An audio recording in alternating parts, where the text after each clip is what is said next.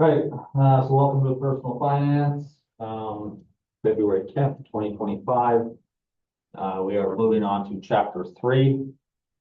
We're going to split chapter 3 up into over the next 2 weeks. So we're going to do the first half of the PowerPoint today. We'll work on a worksheet. That worksheet is posted on Moodle. Here I can show you here.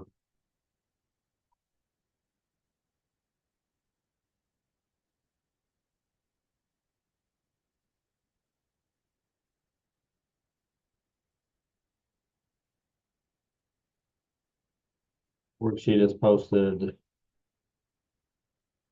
Here we're going to do taxes worksheet 1. What is taxable?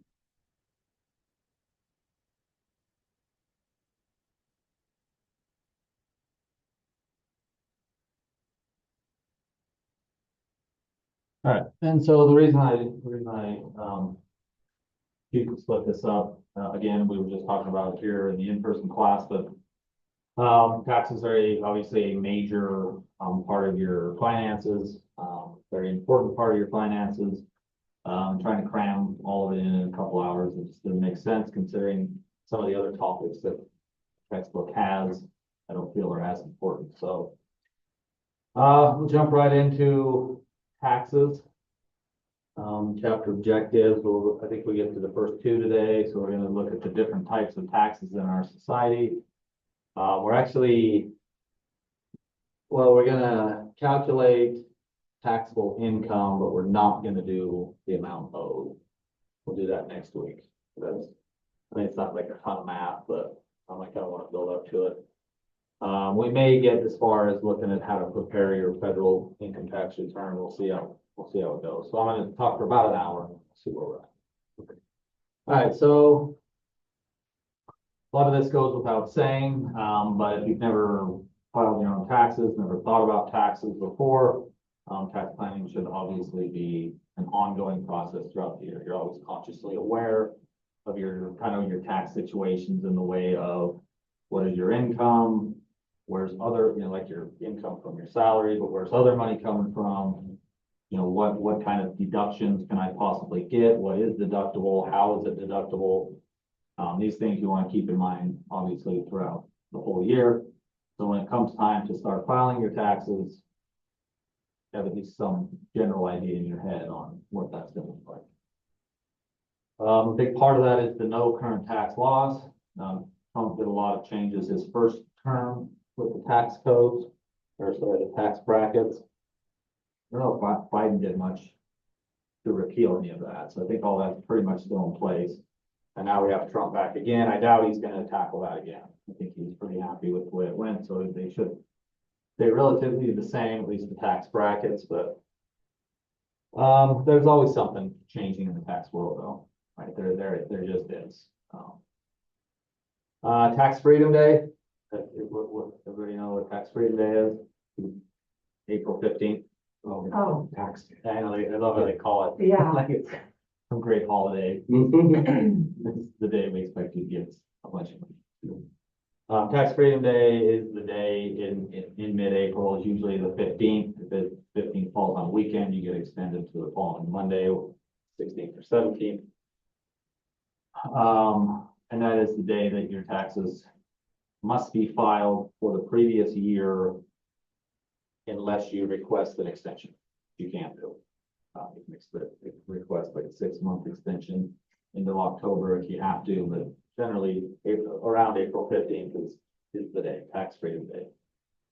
I think this sums it up perfectly. The primary goal for all us United States citizens who pay taxes, pay your fair share of taxes to take advantage of the tax benefits. And they're all over the place.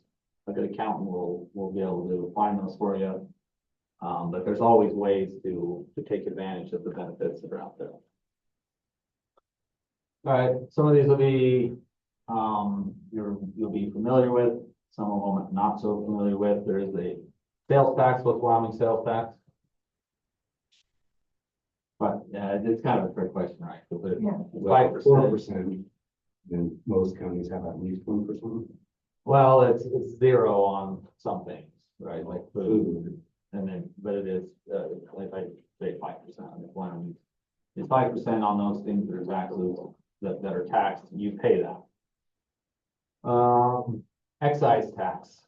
So it's interesting, like I learned this when I first started using this book, I didn't realize that like gasoline and cigarettes were actually considered an excise tax. See, I looked at excise tax probably the same way a lot of Wyoming people do with like coal. Yeah. Right, coal and oil and gas, anything that's removed, any resource removed from our state and taken, and sold for a profit, basically. Right. There should be an excise tax that the state imposes. But cigarettes, alcohol, tires, air travel, they're all considered excise taxes. So kind of interesting.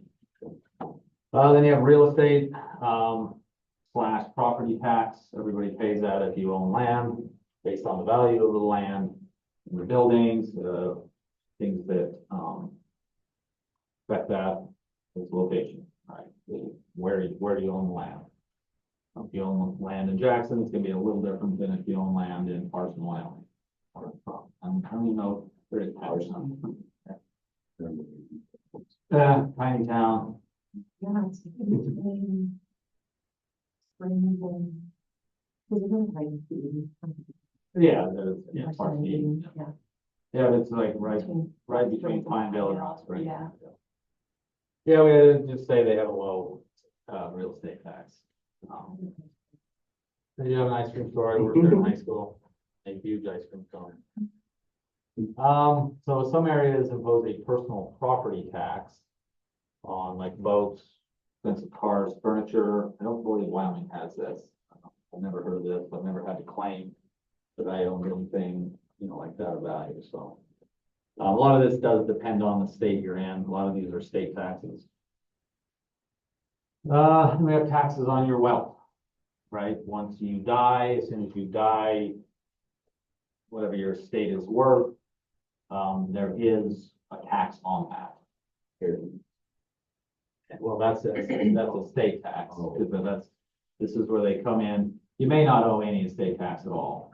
It depends on what your estate's worth. And Trump, when he was in office the first time, he used to be, if you had an estate worth more than 4 million, you got hit with some estate taxes, and it's like 40%. But Trump bumped that up to 12 million. So, I mean, you really got to have a really big substantial. Right. But that's just federal. And that is a federal tax, yes. And then kind of segueing into that, like Nick said, then you have the inheritance tax, which is levied on the value of property bequeathed by a deceased person. So if you die, you leave it to your spouse or leave it to a child or something. They're also going to be taxed, but Wyoming does not have an inheritance tax. So that's a state tax. States get to decide that. Wyoming does not have it. And I say, thank goodness. Like why? I mean, it just feels like double taxation, right? You're getting taxed on your estate, then they're getting taxed on the inheritance. Most of the stuff you own is you've already paid taxes on at some point anyway. So that's good. The Wyoming does not have the inheritance tax. And then we get taxes on your earnings. You have the Social Security tax. That's a straight 6.2%. Then the Medicare tax is an additional 1.45%. You pay a total of 7.65% for Social Security and Medicare. But I believe this is cut in half, right? So you actually only pay half of that, and then your employer pays the other half. So if you're working anywhere, you only pay 3.1. Your employer pays 3.1 for you. Is that for all your earnings, or is there a cap on the earnings and they won't take it out in, like, unemployment tax? Employers have to pay that all on their own, but there's a threshold of wages that they don't have to pay unemployment tax after. Is this on all wages?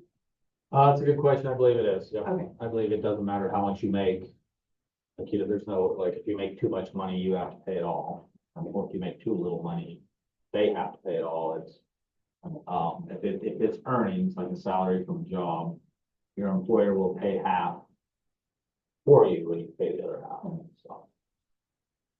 And then income tax can be, it's always levied by the federal, but some states have, like state income tax, you've heard of that, even local governments will do a tax.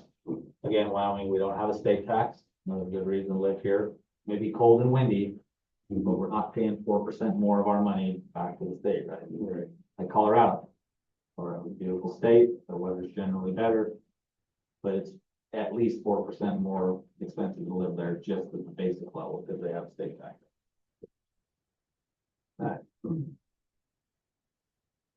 All right, so most of this is gonna focus on federal income tax, right? 'Cause I mean, that affects all of us and we're all pretty much, subject to that.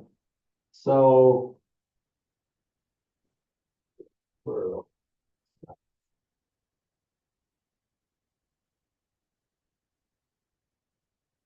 Okay, so the first thing you have to do is determine your taxable income.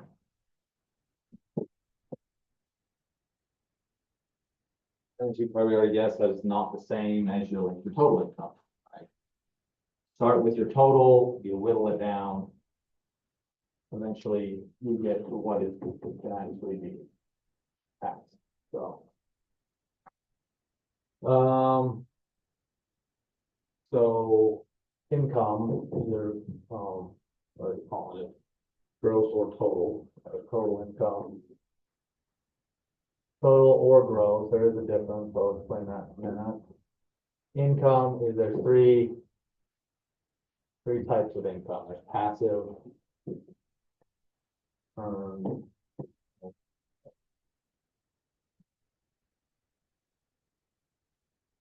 passive income is if you own like part of a business or something, you don't actually work there, you don't contribute in any way, you just invested some money into the business, and then you get some sort of income coming back, right? The rental property is also another one if you're not actually managing it. If you got somebody else managing it for you, it's just passive income coming your way, you're not putting any work into it. Earned income is your salary, some sort of wage for your employment, they're paying you, that's earned income. Then investment income is money received in the form of dividends, interest, or rent from some sort of investment that you are more actively involved in. Now, the key here is that when it says investment income, it's not necessarily talking about, I put, $20,000 into NVIDIA, it doubles in value over the year, so I made $20,000. Because that becomes something different. That actually is capital gains. That's not, it can be, because I mean, if you put 20,000 into NVIDIA today in a month, you sold it out and made $3,000 and then spent the $3,000 that you made, then they would consider that short-term capital gains, which is the same as ordinary income. So that would apply, but generally they're really just talking about like dividends. If you invest in a stock that pays dividends, that is income, that is ordinary, it's taxed as ordinary income. Also, any interest on like CDs or bonds or something that you buy, that's taxed as ordinary income. So yeah, you gotta, again, it depends on who's doing your taxes. They'll know it, obviously they'll know. But if you're investing like long-term, none of that counts as investment income. That's another thing on your taxes. Okay, so we're trying to get to taxable income. Now we know the three ways we can get income. So you have total income, which was all the money you get, and then there's actually gross income.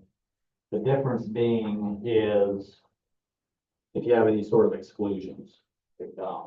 Tax exclusions are death benefit from life insurance. You get a $300,000 death benefit, that's not taxable, but it's still considered income.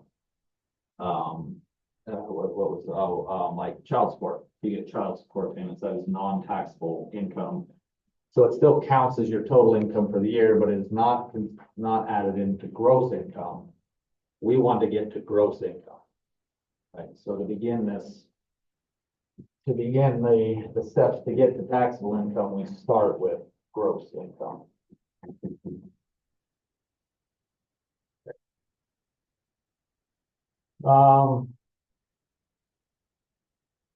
They throw out these, city and state bonds are also not taxable. If you bought a muni bond, maybe say the city of Casper's like, we want to update the family aquatic center. So we're gonna sell bonds to everybody and guarantee them 3% a year for 5 years, right? Those are tax free as well. So you don't add those into gross income either. But anyway, so you calculate out your gross income, meaning the income that will have something to do with your taxes, because anything that's an exclusion doesn't. So the first thing I guess you'd look at is any tax deferred income you have. That is any money you put into a retirement account, a qualified retirement account. That could be an IRA, 401k, 403b, 457. All those things are basically the same thing. It's just a place to put money that will grow over time, and you didn't have to pay taxes on when you got it. So you get credit for that.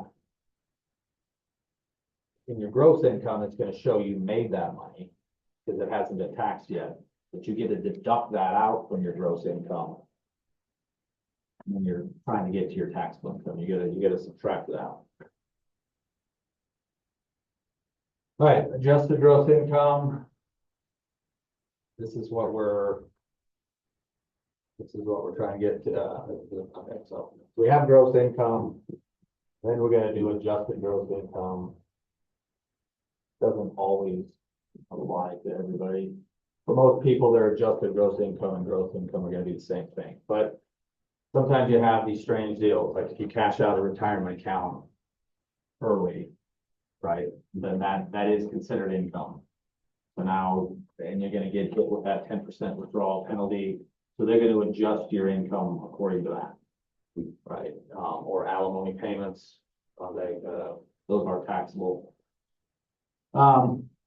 So again, for most people, gross income and adjusted gross are going to be the same thing, but there are special occasions, special situations where you got to actually adjust the income that is considered gross income.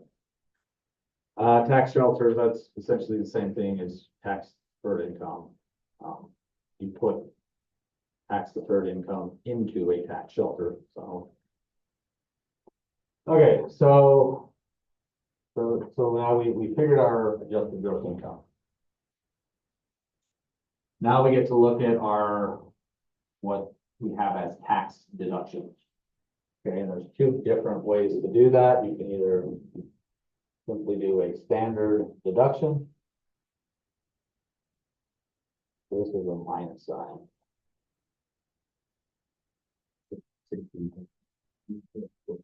Yeah, well, this was last year, so it's probably a little more, but yeah.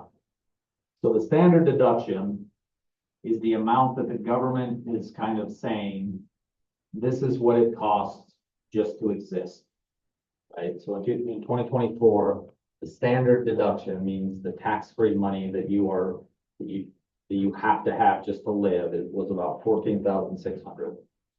Okay, and so that's just like paying for housing, paying for a vehicle. That comes out to a little over 1,000 a month, right? I mean, that's like food, housing, maybe transportation, but just the basics to exist and breathe without falling over dead is the standard deduction. So you get at least that much tax free. And so that's a single person. So if you're married, right, and you're filing together, and then you multiply it by 2, so then you would get like, near 30,000. Okay, so you can either deduct that out of your adjusted gross income, or you can deduct out itemized deduction.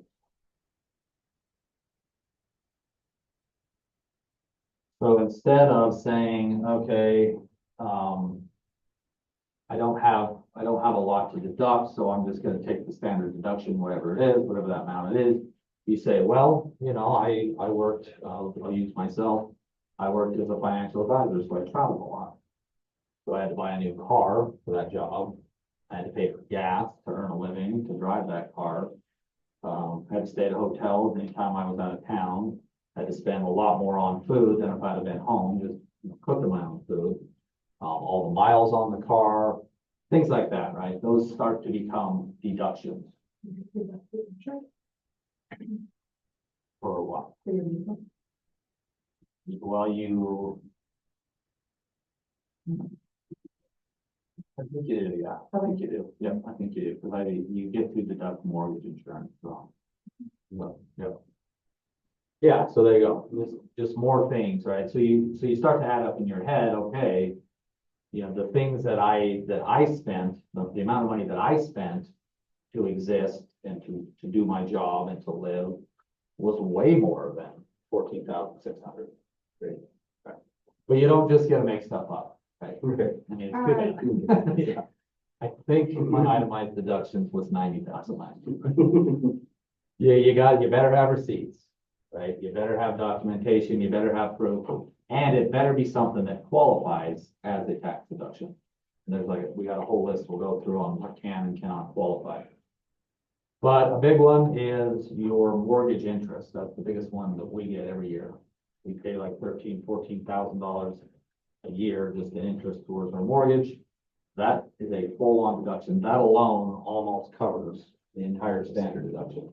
So we know, well, I guess between the two of us, it would be 29 too, but we know that itemizing is way better for us because we've done this many years in a row, so we know. But that's kind of the game, and I feel most people kind of know whether or not they should do it the standard or if they should go with the itemized. Typically, when you're young, 20, 22, you're renting you're renting an apartment. You haven't bought a new car in a while. You don't make a ton of money. You're not traveling for your job. You just take the standard because that usually adds up to like 7-8 grand of itemized. You would obviously take the one that's the highest here, itemized versus standard. But as you get older, you start working, you start making a little more money, you start paying interest on student loans. That's a big one. Interest on a mortgage is a monster one. Anything you put into that retirement account, anything you put in a retirement account that comes out of your paychecks every month, you get to deduct that. And it's actually not that hard to get higher than the standard deduction. So, but that falls on you, the individual, to either figure it out yourself or to hire someone that does your taxes that can do it for you, and they'll tell you what you should do. Okay, so all right, we'll look at some of the classic itemized deductions that people take. IRA contribution, that's your retirement. It's the same as a 401k, 403b. Anything you put in those is going to be a deduction. HSA accounts, that's a good one. If you have access to that, definitely start pump as much money as you can into that. What do you have FSA? What's that? An FSA? Yeah, I don't believe FSA though. Any state, local tax deductions, that's just depending on where you're at. Doesn't apply to us anyway. Medical expense deductions, that's not a dollar for dollar amount. I mean, if you go in and have leg surgery and you pay 18,000 out of pocket, you don't get to deduct the full 18. There's a formula for that, but there are some deductions involved in that. Home office deduction, that's a big one. My wife and I both were eligible for that before I took this job. So we actually got quite a large deduction on that. If you have an office at your office and work from home office and you work frequently, can you still do home office deduction?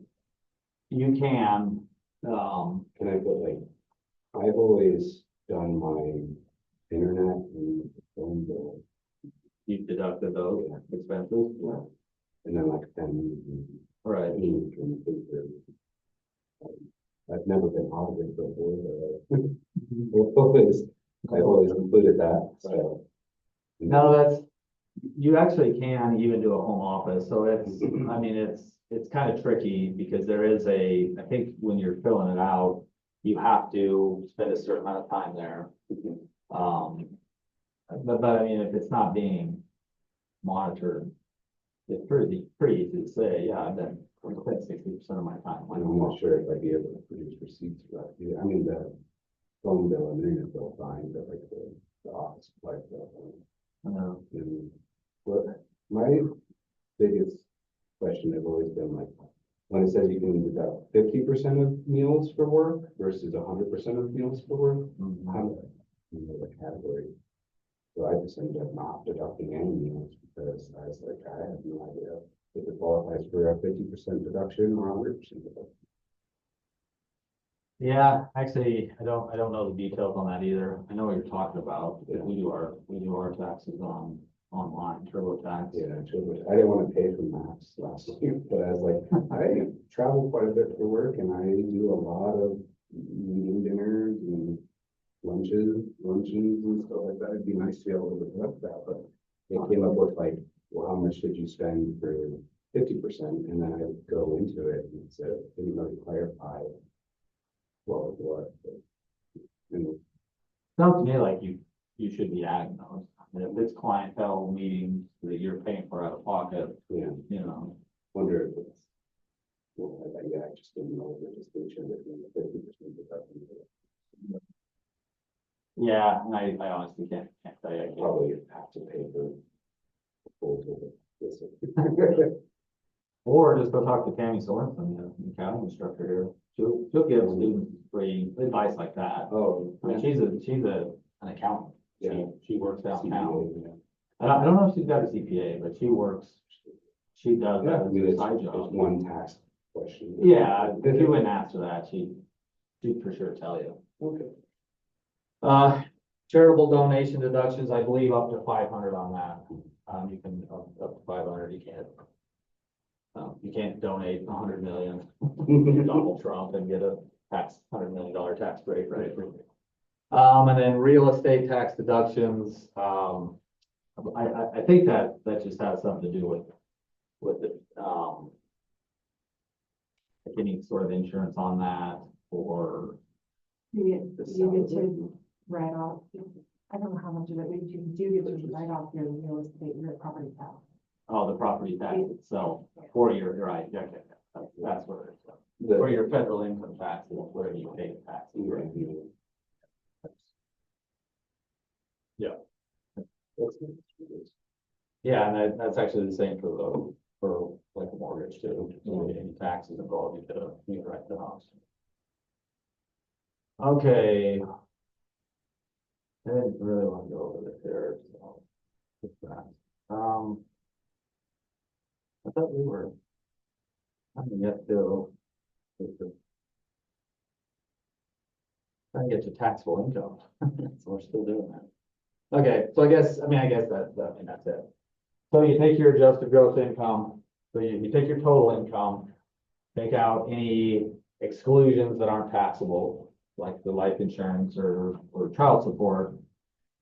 And then that gives you your gross income, and then any adjustments you need to make to that, if you know, it's one of those questions on TurboTax. Did any of these uncommon events happen to you, right? And then, yeah, and then it gives you your adjusted gross income. Once you have that amount, then you're just taking out your whatever deductions you have, whether it's the standard, or if it makes more sense, if the itemized deduction is legitimately more, you would use that, you subtract that out, and then you get the amount that is taxable. Taxable.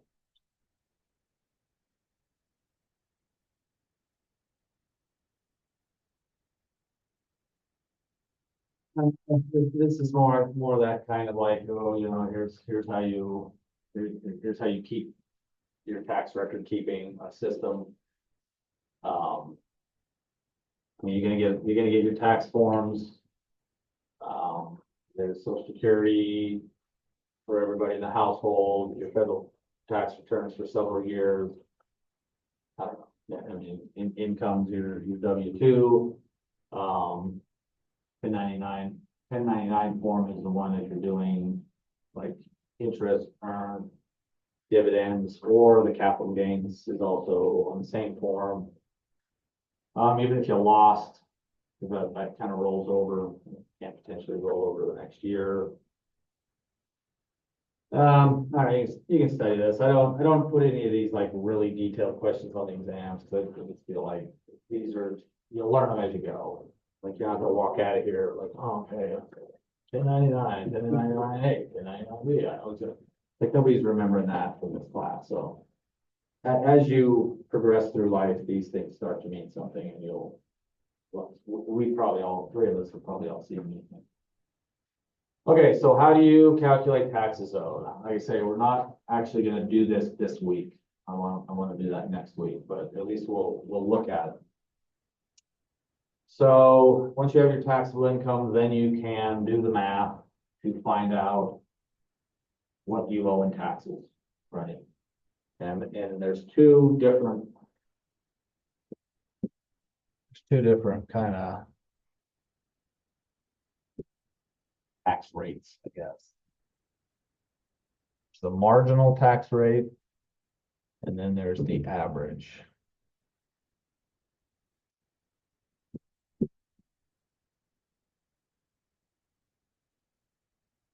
So the marginal tax rate is the bracket percentage that you fall into based on the amount of money you make.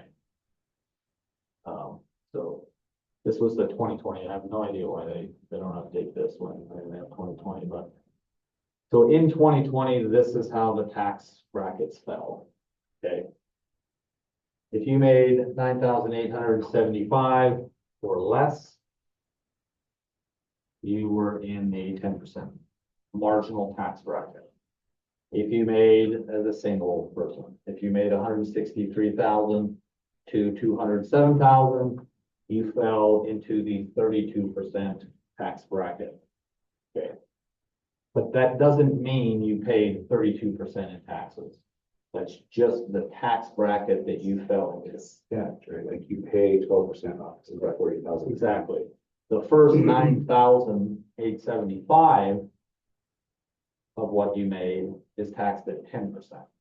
I think do that. Well, it's actually a really good It's a thing. good thing. It just seems very, very, I agree, it probably is a very good thing, Yeah. but it's just very, very complicated to, Yeah, to pull your, Well, they didn't do a formula. yeah, well, nobody does this on their own by hand, right? So, I mean, there's software that'll whip it out in a second, but it's just to kind of explain how it works. And I agree, it's complicated. I don't know why. I don't know the logic behind it or why it's created this way, but that's how it's created.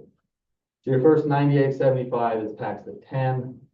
The next, roughly 31,000, whatever, up to 40,125 is then taxed at 12. And then the next, whatever that is, 45,000 or so, the difference is taxed at 22, and so on down. And it is exactly like you said, it's stuff like that. But what it basically amounts to is you fall into the 32% marginal tax rate. And I love this because you get people who don't fully understand this. They're like, damn government, I'm 24%, take 24% of my taxes, 24% of my money in taxes. The truth is, anybody in the 24% is actually, their average tax rate is actually about 17. Because what they do is once you calculate out, you go through the steps, you calculate out how much you owe in taxes total, and then you just divide it by whatever the taxable income is as your average rate, and it's always significantly lower.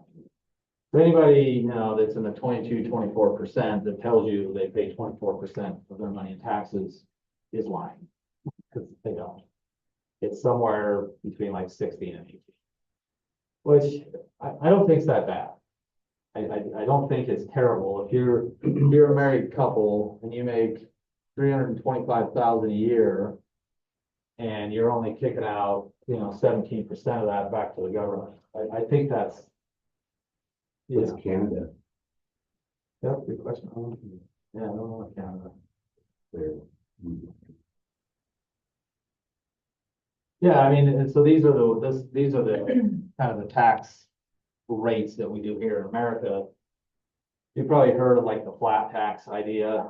or just do a flat tax, or they, there's another one, I can't remember, we actually, we'll go through it at the end of the chapter, but there's another like way you've heard people talk about doing it.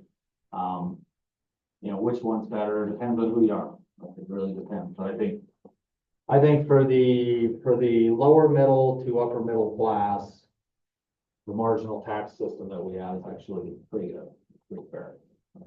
I mean, obviously, if you're making a couple million, you know, you're still, even with the marginal tax system, you're still probably paying 44-45%.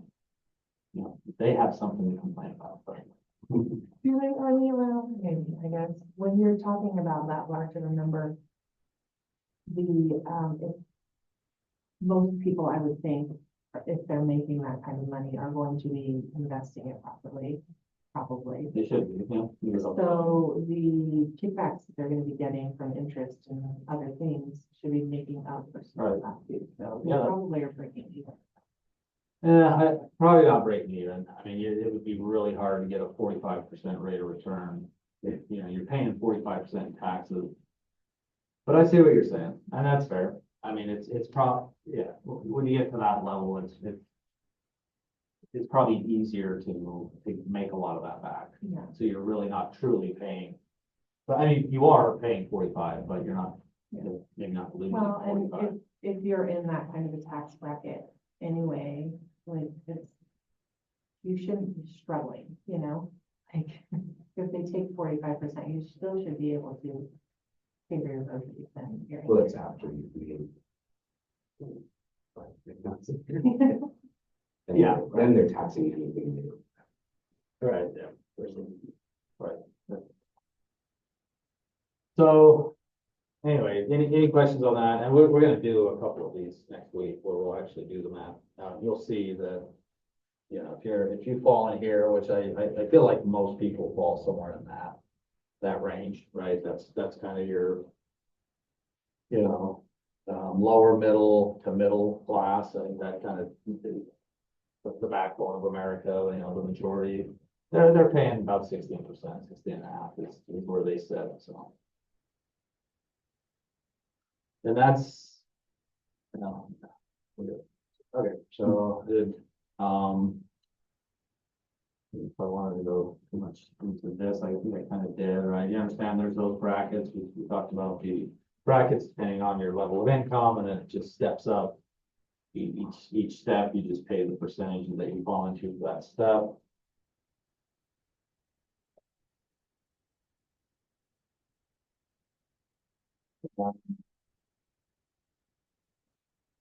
Right. So there's this thing called the alternative minimum tax. It's designed to ensure those who receive tax breaks also pay their fair share of taxes. So this is what you start talking about. Maybe not the ultra rich. I'm sure even like upper middle class families that hit the $400,000 or $500,000 mark. They get savvy. They got good accountants. They have people who know all the loopholes, right? And there are ways to get it down there. So you made 500,000, but your taxable income is $20, right? And so they owe $2 in taxes. So they have this alternative minimum tax where, and this depends on kind of what your income is and how much you've already paid in taxes. It's like a math equation there.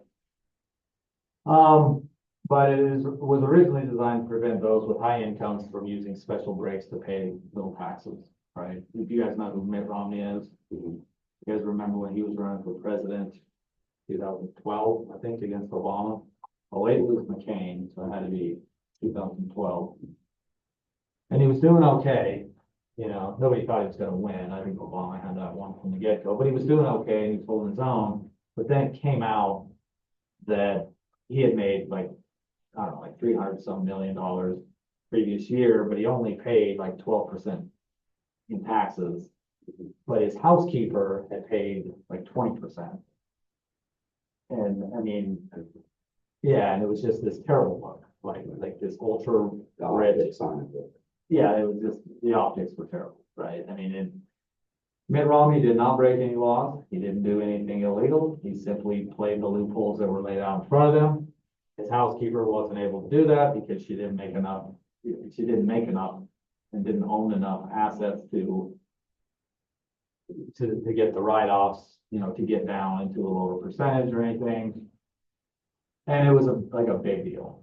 It probably didn't cost him the election anyway, because like I said, I didn't think he was gonna win, but it certainly was a bad look. And I still feel like people who were paying attention, like me, that's still what I think when I think of Mitt Romney. That, That's his legacy. yeah, in a way, that's kind of like, just kind of what some people think, like, how does this guy only pay 12% tax?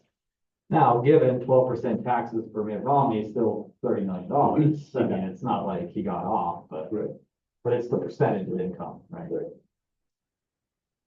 All right, so you have this. I don't go too deep into that, but just be aware there is this alternative tax minimum that kind of makes sure everybody is paying at least some taxes, at least the high income. All right, and then we finally get to tax credits. I feel like this should be talked about directly with the tax deductions, but okay, we're here now. Either of you two want to shout out a guess the difference between a tax deduction and tax credit? I feel like this is one of the most commonly misunderstood parts about doing taxes. That's probably like, someone with product, like, your income, or- No.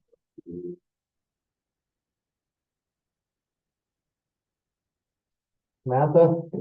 I really have very little idea. I would assume that your what they tax do. deductions are gonna be things that you, take out before your taxes are figured out. And then tax credits are are credits that come from certain positions that you're in.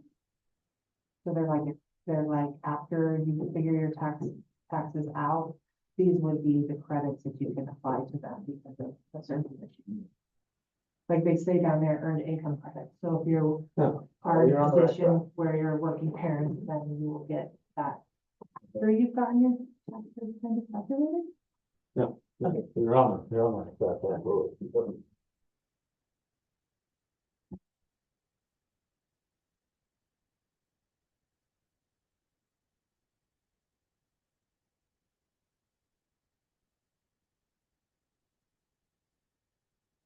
So tax deduction, I feel like we understand that, right? It's anything that was vital for you to live, right? And then that qualifies, not necessarily vital, but that qualifies as a deduction. That's subtracted from your gross income to lower your taxable income. So tax deduction lowers the taxable income, so therefore you're paying less in taxes, right? But it's still whatever average percentage you're paying, it only lowers it by that much. A tax credit is actually a dollar for dollar subtraction on taxes owed. So once you calculate out, which we'll do next week. I've done that a few times already. Once you calculate out, what do you owe the IRS? What am I supposed to be cutting a check? How much am I supposed to be paying the IRS? Tax credit is a dollar for dollar amount subtracted from that. So the easiest one for me is the child tax credit. I have 2 kids and you get 2,000 per kid. So we get a automatic, no questions asked, fully refundable. We'll talk about that. Actually, I have a video that will explain that. Fully refundable tax credit. So after we do all of our taxes, see what we owe, you get to subtract 4,000 just dollar for dollar off. So when you hear it that way and you think of it that way, I mean, a tax credit is better, right? Because it's a dollar for dollar amount, whereas a tax deduction is only a percentage drop based on whatever your average tax is. It's like a 17% reduction on what you owe in taxes instead of the full dollar for dollar. Lots of tax credits. There's the earned income credit for working parents with taxable income earned a certain amount. So you have to qualify for these. There's many of them. There's like education tax credits that you get for going to school either full-time or part-time. And, there's obviously the child tax credit I talked about, the earned income. There's Trump's about to go away with this, so if you're looking at buying an electric vehicle, we'll do it soon. There's the environmental friendly EV car purchase, 7,000, actually it's 7,500. If you buy a Tesla right now, you get an automatic $7,500 back on your taxes. Same thing with solar on your house. You put solar on your house. Is that going away too? I think that one's actually locked in until 2032. I don't think you can touch that one. So Congressman. Yes, yeah, something. So you kind of see the tax credit, that they're usually better, but they're not always better. Because you don't get both, like there's situations where you have to choose, like you can either deduct your tuition payments for school, or you can take the education tax credit, right? And if you got to do the math to figure out, you don't get them both, right? So. But then I do have a video from a guy who's a CPA who explains this way better than I am, so we'll watch that in a minute. But to me, that's like a really good part of this chapter. I feel like people fumble with that, like they tend to want to think they're basically the same thing and that they're After the deduction's been determined, what your taxable income will be, and then takes it right off your tax, that you owe your tax bill. your tax bill. It's a credit towards your tax bill, whereas the deductions just reduces what your tax bill is based off There you of. go. Yep. And I mentioned refundable versus non-refundable. So what happens if you do all your taxes and you had enough deductions, say you maxed out your 401k, your mortgage interest was through the roof, so you got to write that off. And so you paid too much in taxes. Now the IRS owes you $1,600 back. Where does the tax credit pay into that? Because you don't owe anything. So how are you getting a credit towards your taxes owed? And the difference with that is either, and you really need to look this up when you're trying to qualify for these tax credits, is there refundable tax credit versus non-refundable? If you don't owe any taxes at all, or they owe you money back, any non-refundable tax credit, you get nothing for. If it's a non-refundable tax credit, and when you're doing your research on the tax credit, it'll say this is a non-refundable tax credit. It means it will not apply. You don't get anything. If you owe $800 and you are qualified for a $2,000 non-refundable tax credit, it will just put your taxes owed to zero. It will not pay you the extra $1,200, right? It will just zero you out. So that's non-refundable. Refundable means you get it no matter what. And the child tax credit, I know you get no matter what. I believe one of the education tax credits is non-refundable. So that's why like a lot of students don't actually ever get anything from it, because students generally don't really owe anything in taxes anyway. And so it's non-refundable. So all it's going to do is zero them out. They didn't know much to begin with. So it's important to know the difference there too. It's non-refundable, which means you won't get anything back. You won't get any of it if you don't owe taxes anyway, or if it's refundable, you get it no matter what. Basically just like a payday for it, another paycheck. Okay, here's the video.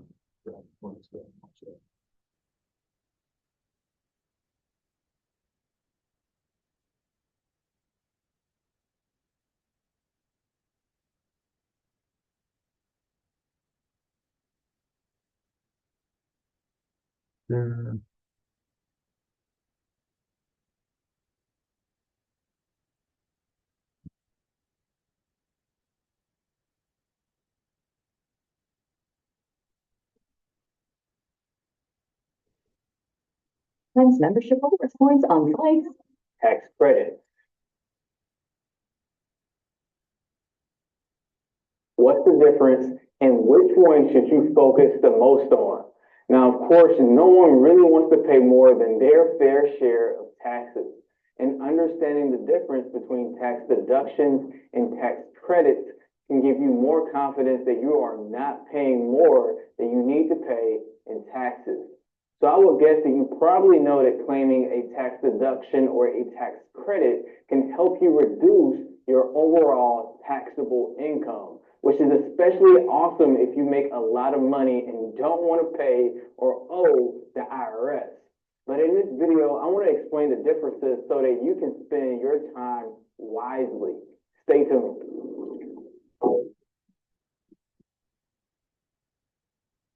Hey everyone, welcome back to the channel. I'm Sean with Life Accounting, the accounting firm that saves businesses from high taxes and low profits.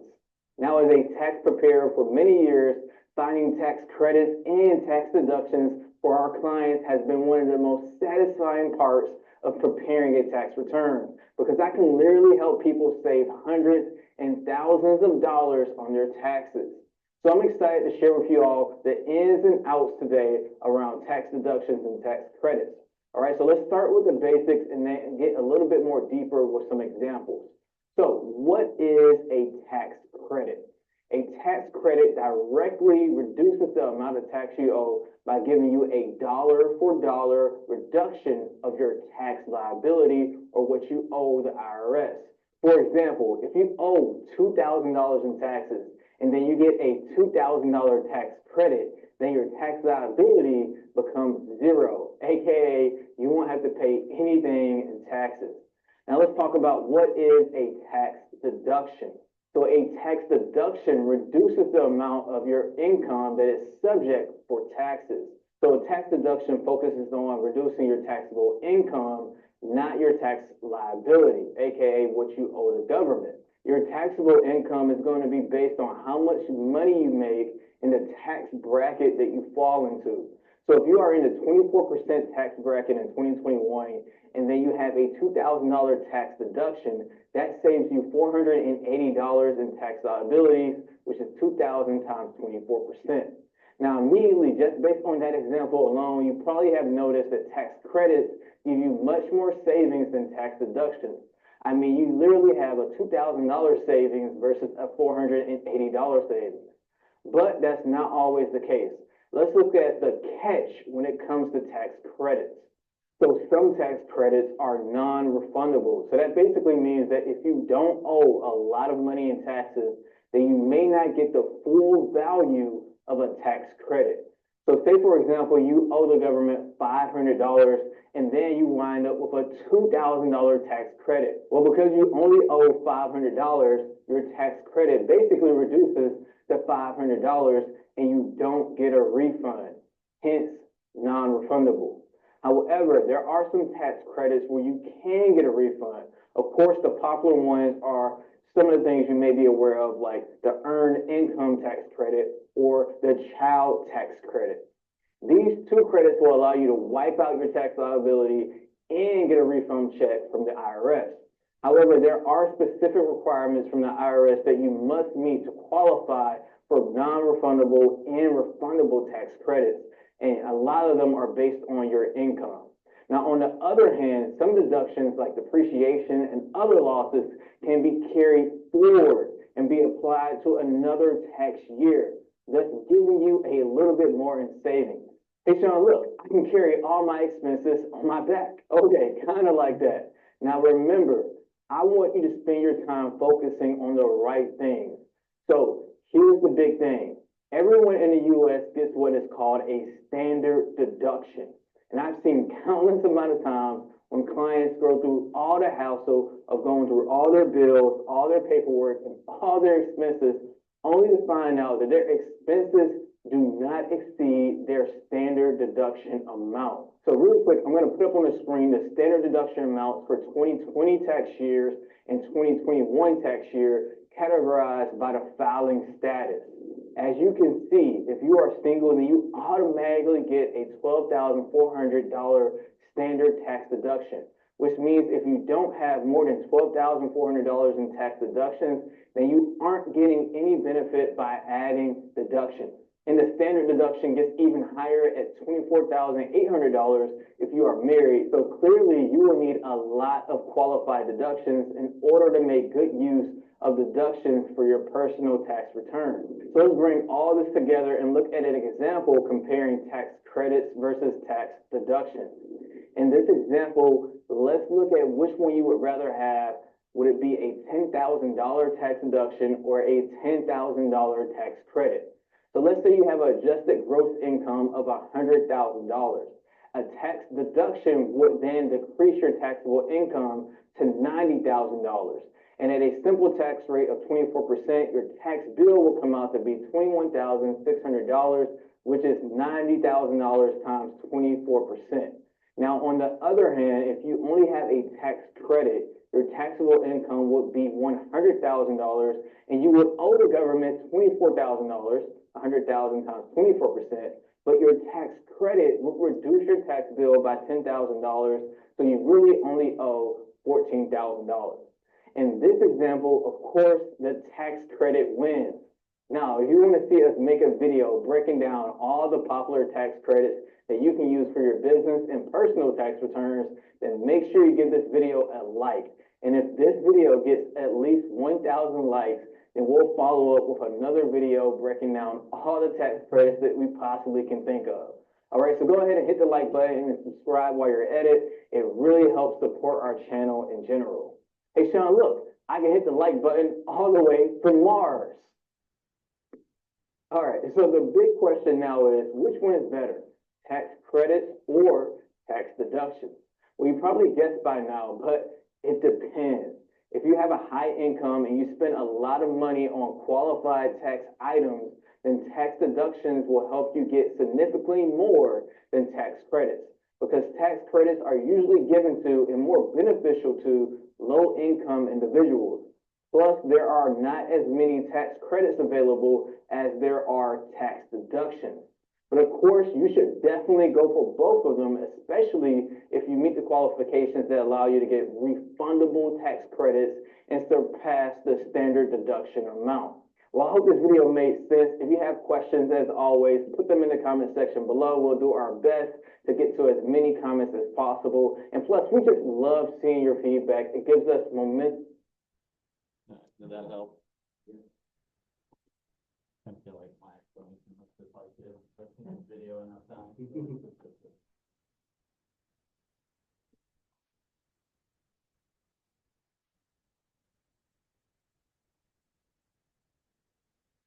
All right, I mean, I think that it kind of sums up the tax credit versus tax deduction. Really, you can go into that. Okay, so we'll finish up this part of the first half of the PowerPoint. So how do you pay your taxes, right? What is the main way? Like, what's the main way, Dan? How do you pay most of your income taxes? Through your paycheck. Right, yeah.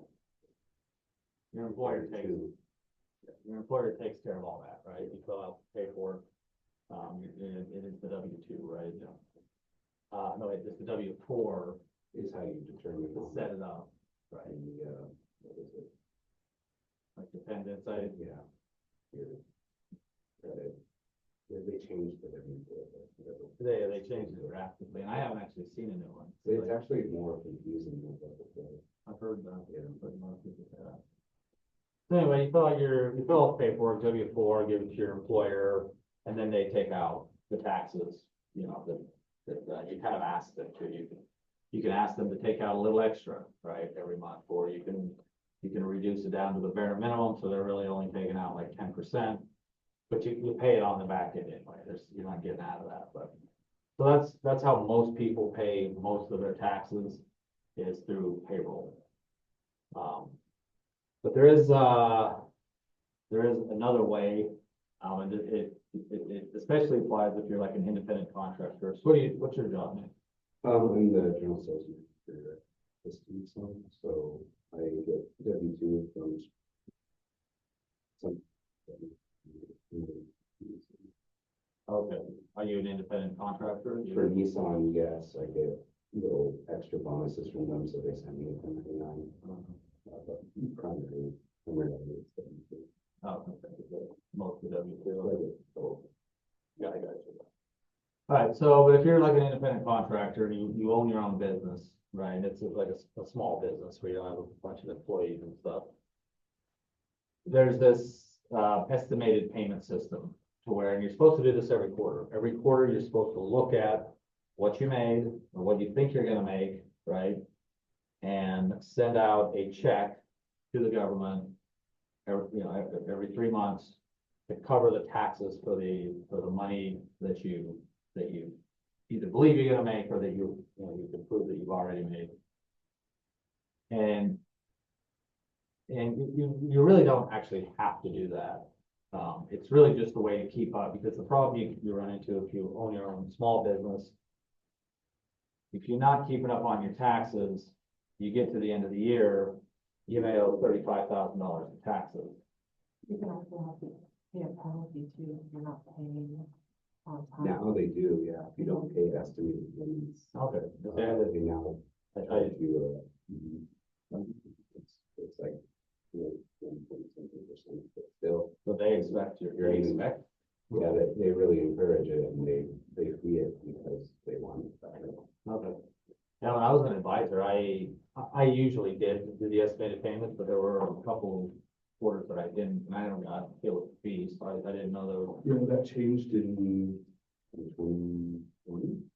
The first Right, so anyway, but the idea there, and I really do think it's kind of doing you a favor, is if you, to make sure, because you get to that end of the year and you owe 35-40 grand in taxes.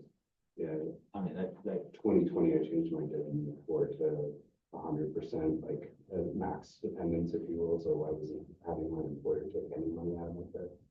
And then I was doing the 1099 and maximizing the deductions.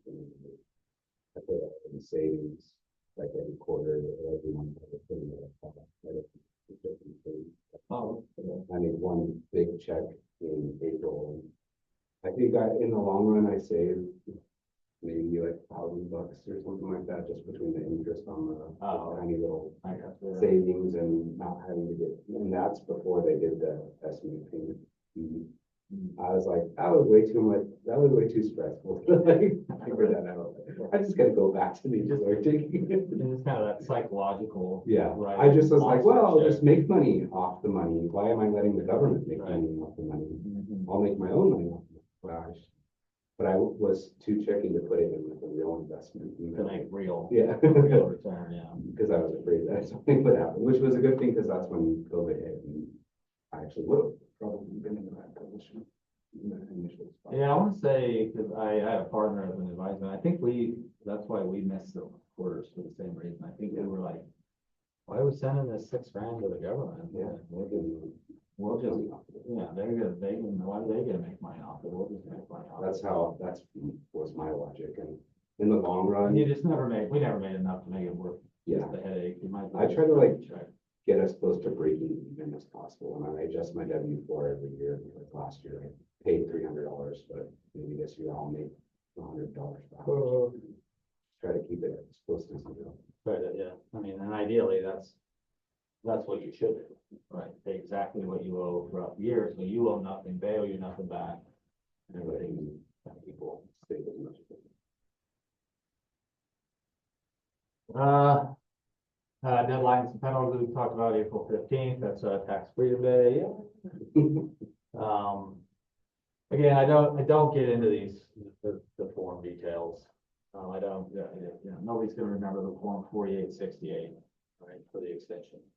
I mean, that's something, you want an extension, you tell whoever's doing your taxes, they'll get that done for you. The 1040 is important, right? That's like the main, form for filing your taxes.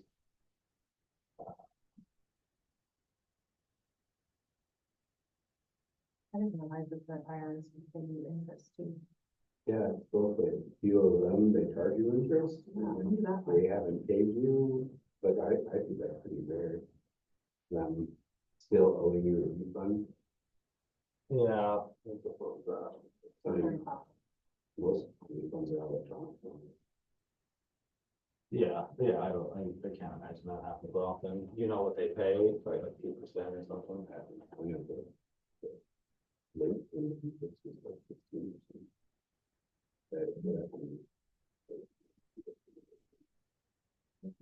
Wow. Yeah.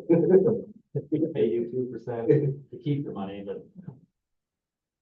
Okay, that's as far as I wanna go. That takes us to objective 3, so we'll take, I don't know, about a 7 or 8 minute break, catch your breath, and then we'll work on this worksheet. So we're doing worksheet 1 today, Yeah, I did print them out though, so. then there's worksheet 3 and worksheet 2.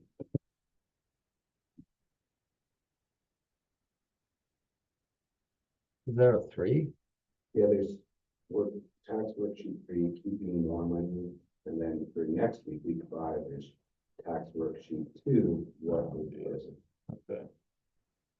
Um, It's a 1 and 2, and this week, and 2.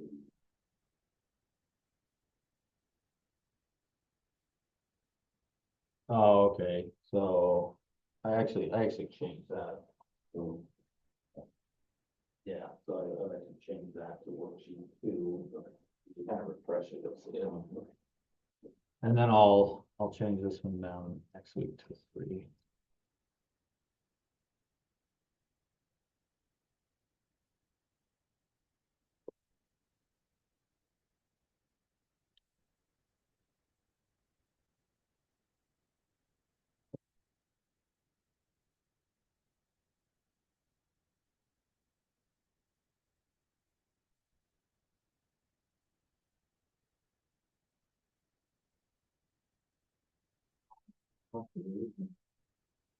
How about you?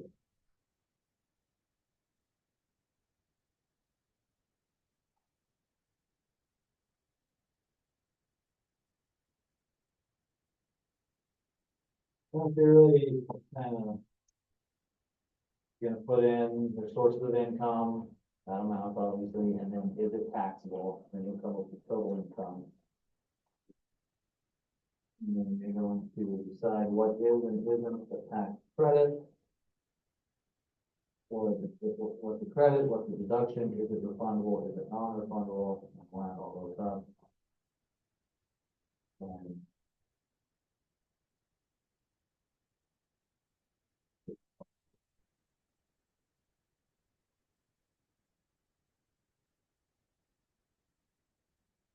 And yeah.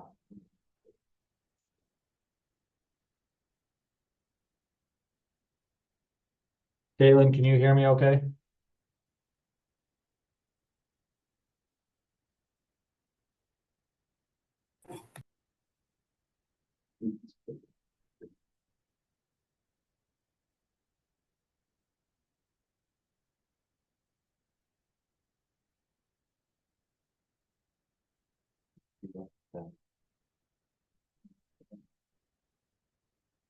if you think it's 20 years, that's 1, that's 20 years.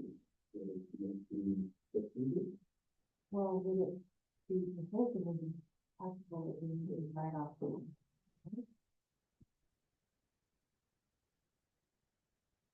Think you- Right. Yeah.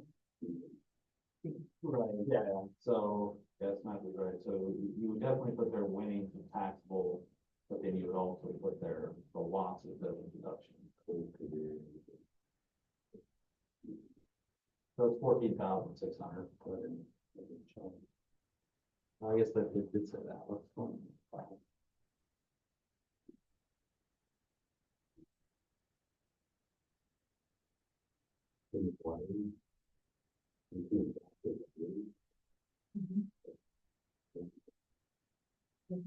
So 4.5% of deduction, 15,000.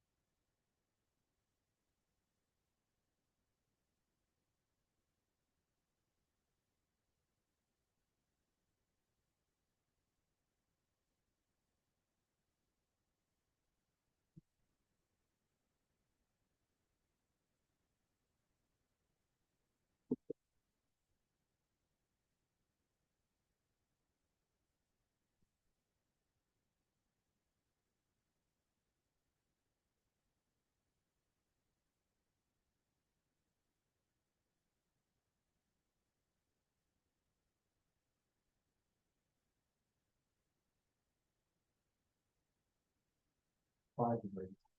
Mhm. Before we leave, we'll see how the S&P's going. I have something about stock too, if you don't mind. mentioning that. Oh, I would love talking to you about that. My husband has, 101 shares in a company he used to work for. Okay, And I don't know, they're offering right now, old employees, $100 a share if they can buy them out now. But I'm trying to figure out how it's an oil company, so I know that those are kind of getting next to go. So I just don't know how to determine if that would be a wise decision. what's the oil company? For professional directional. Okay. Have they been around a while or?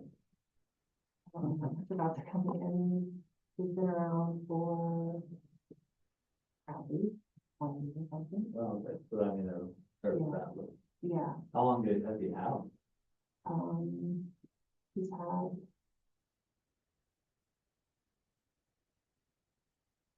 I don't know, 5 years? Maybe. They're offering 10. If you sell them now, what's the time frame on it?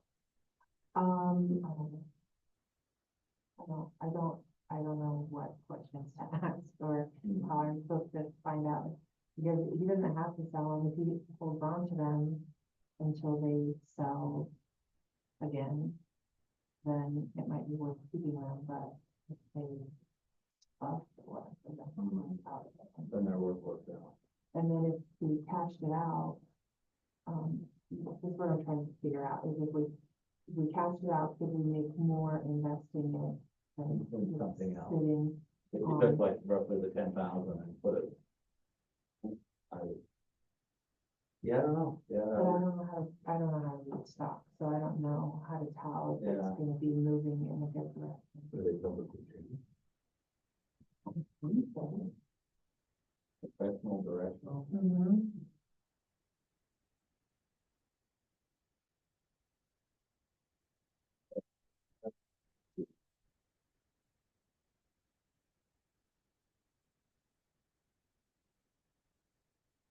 Yeah, cause I mean, those are actually really good questions, because with Trump coming in, I mean, the company may see something, like maybe they know that this stuff is slow for them, they're trying to get him buying back cheap. Yeah, And obviously, they're confident in something, yeah, because they wouldn't be offering to buy it back if they didn't believe.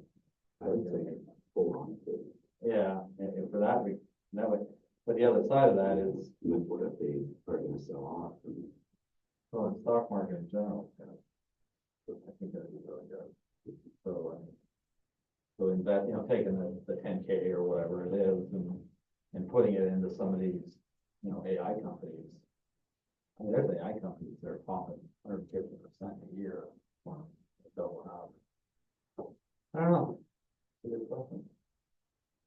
I just don't even know how to look at that stuff. Stocks have always been very, very confusing.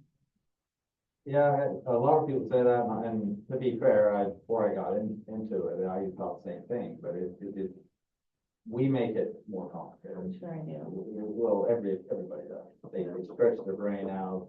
They think they have to, again, I include myself, like you have to know all this before you make a decision.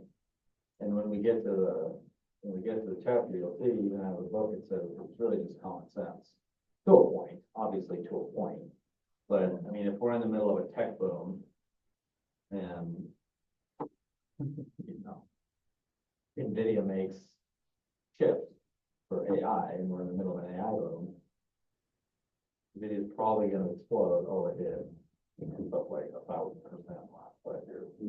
Right. I mean, that's just common sense, but I know what you mean, like, to get into the weeds and to find other opportunities besides the obvious ones, there are things to look for, like, they will go over it, but we don't get there until April.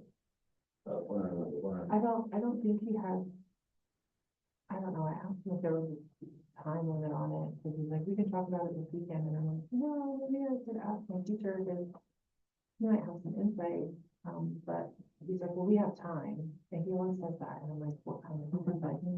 Whatever. Yeah, they're big, I mean, they're based out of Texas, so, Yeah. I mean, they must be Yeah. fresh. Is that who you work for, he currently works there? No, Oh, I see, okay. yeah. They're trying to buy back all of the employees that have left their stock in the company. So they clearly do something to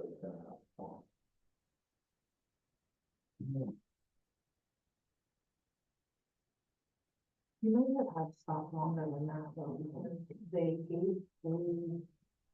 sold, they sold stock, their stock, I don't know, a couple of years before he quit. And then they kept 100 of his shares and reinvested it into the company. And so he had 100 shares. Maybe the end of the week.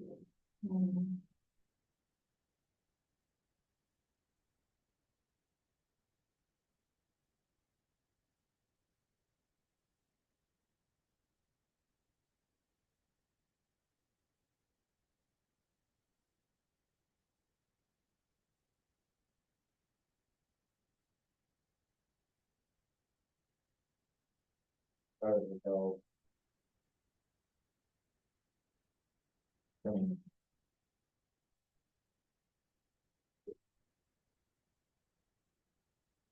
right, yeah. Okay, so American opportunity.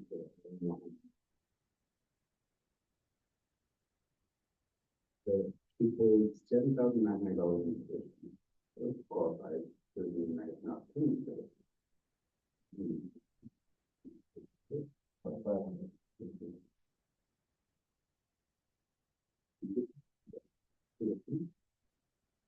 Well, yeah, I think for some of the non-traditional students, it's like real opportunities, I remember one of the first time I ever taught this class, it was just like 18-year-olds. And they were all excited that they were gonna get a $2,500 check from the IRS, and I'm like, how much money did you make? Oh, you don't have a job. I'm like, you're not getting that. I got the American student, and I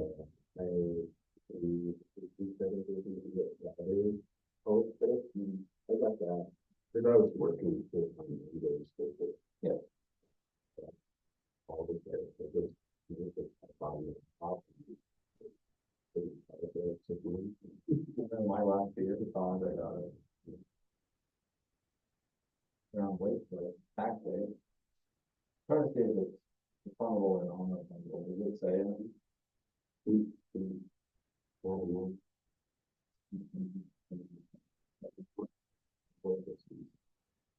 Feel like always been completely. Question about the student. So we have to have a student moment. And we have a $1,000,000 Important. Okay, so,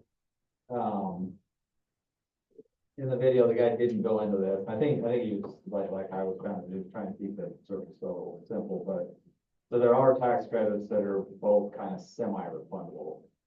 And so the American Opportunity Tax Credit, if the credit brings the amount of taxes you owe to zero, you get up to 40% of it refundable.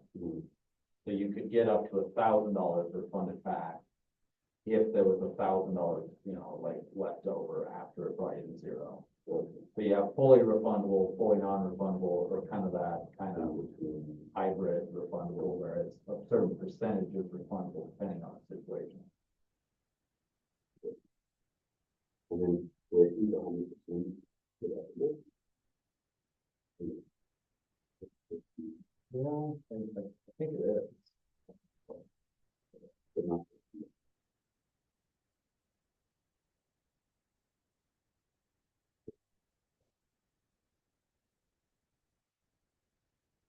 Producing the tax and you do that.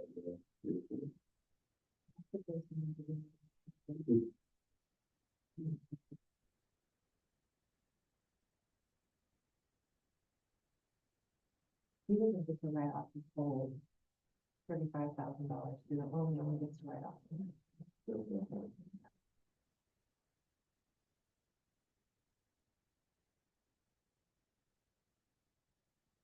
And then you see what they're paying for my room, did you guys ask them about it? Is it, they would get you for me?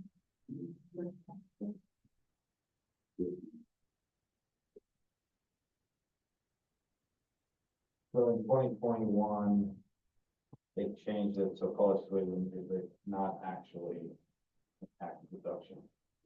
But but that's where that higher education tax credit or the lifetime learning credit. That's where those come into play, so it's no longer, you can pick one or the other, it's just the credit. Do we know, what you would think? Or should we just assume we can move to 67 cents per mile for 2021? Yeah, that's fine.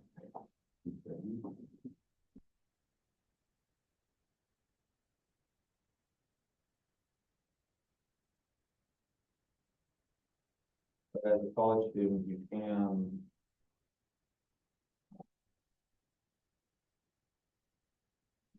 deduct room and board, any medical expenses, but again, it's not dollar for dollar.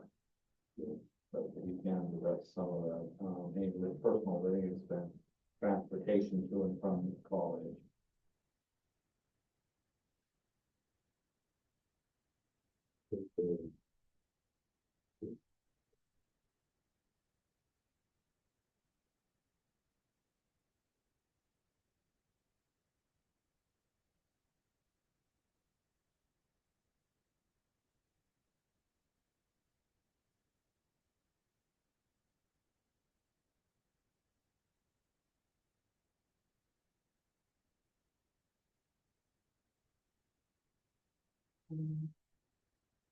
This one is about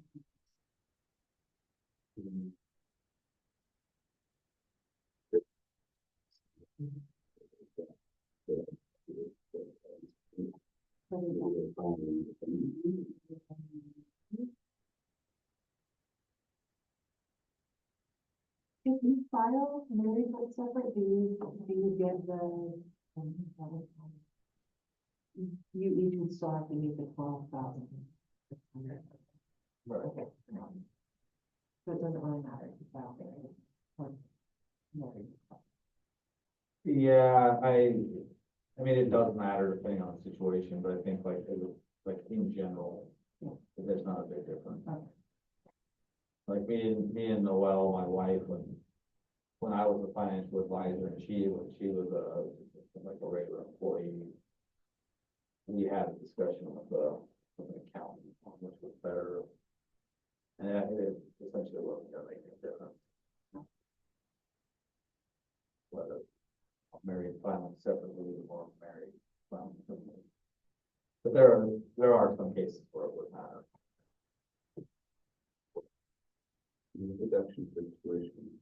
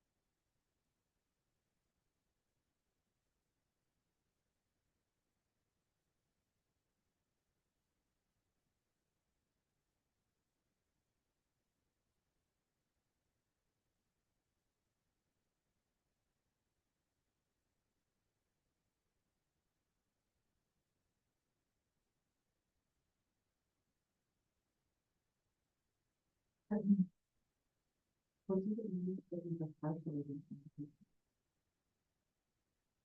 That's what I was just talking about with the American one, the law where refund, 40% refundable, basically.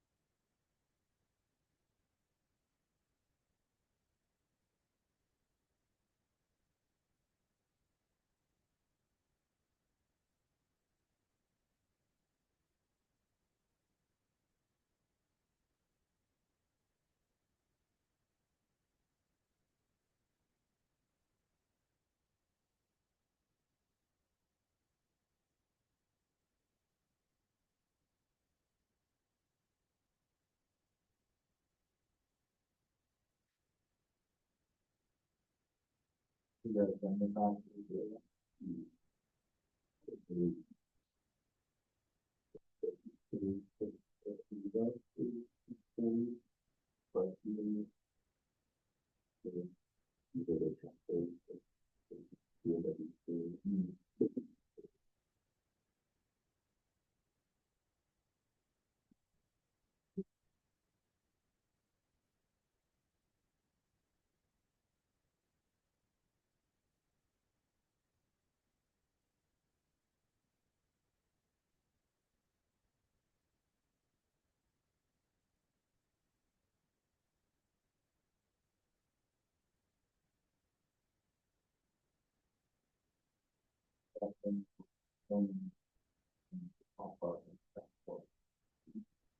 How long is it?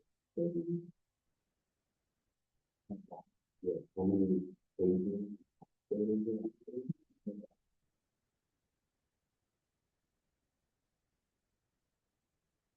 feel like the new one for 2024 applies to 2024 year, so it's half, affecting the American tax rate.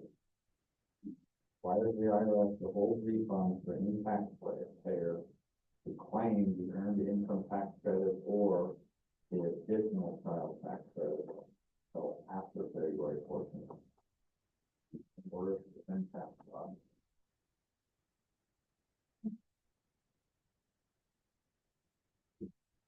Off of every year, the government.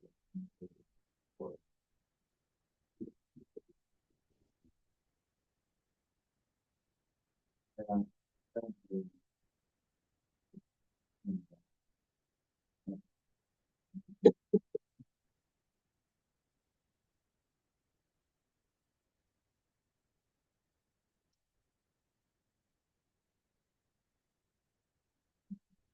Over, if you have an AGI of over $400,000 found currently, you only get 500 per kid for the child tax credit instead of 2,000.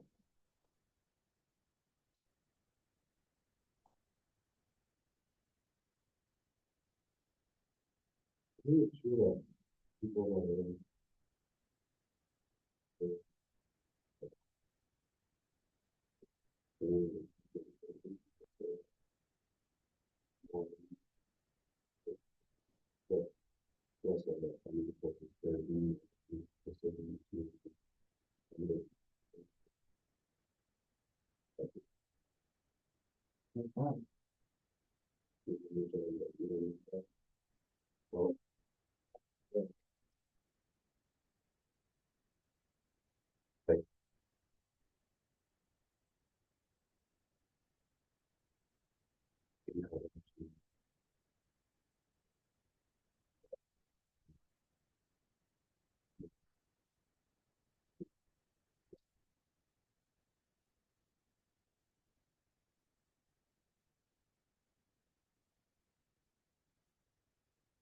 Well, three of the kids are from somewhere, and two of them are from. Yeah, so Yeah. the more affluent, things that more activity. I actually, but I asked AI the same question. Yes, higher income people can, There's a lot of. well,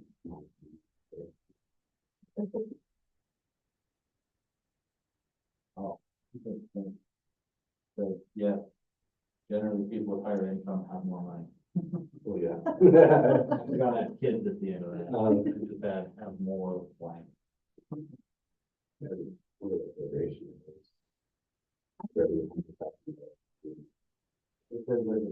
a tendency. Which makes sense. Yeah, I think, Sorry, I just think that it's almost the opposite because you. well, I think in at the bottom end, people that maybe don't have education or access to birth control or more underserved communities probably have a higher ratio of kids that need to be. But the middle, I think more sexual education. Probably,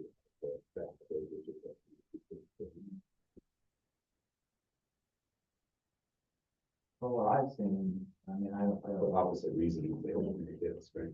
I don't know, like, super rich, like, I don't roll with that crowd, but I do know people and have friends that are high income, you know, upward 4, 5, 600,000.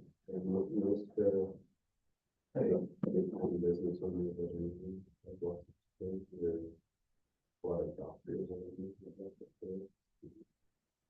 The ones I know don't, like, they have like Yeah. one, I know sometimes they don't have any.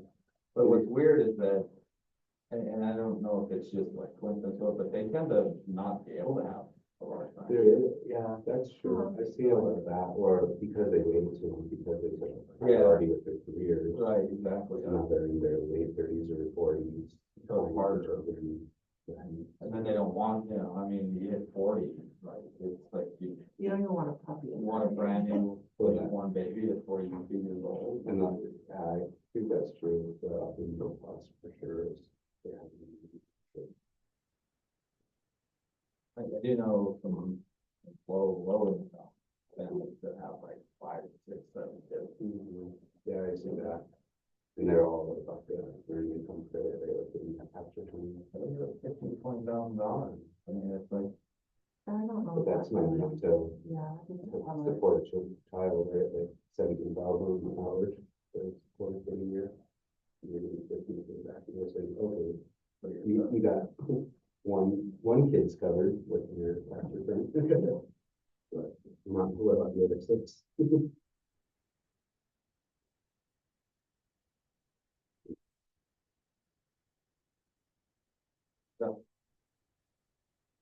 I'm sure there's some good case studies out there probably just on that, just kind of examine that and try to make sense of it and correlate it, you know. Maybe the large families at the high visibility couple be more aware of, but they have that visibility. Yeah, I mean, I always felt that, I mean, if I was fortunate to have a net worth of, you know, 50 million or more, that I would want a bunch of kids. And because you gotta give it to somebody, I mean, chances are you're gonna spend it. Yeah. But, you know, So they'll come into vision, the legacy financially.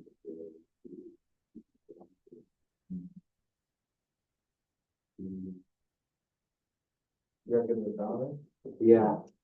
I feel like it's incomplete. I don't really know what's taxable and not taxable.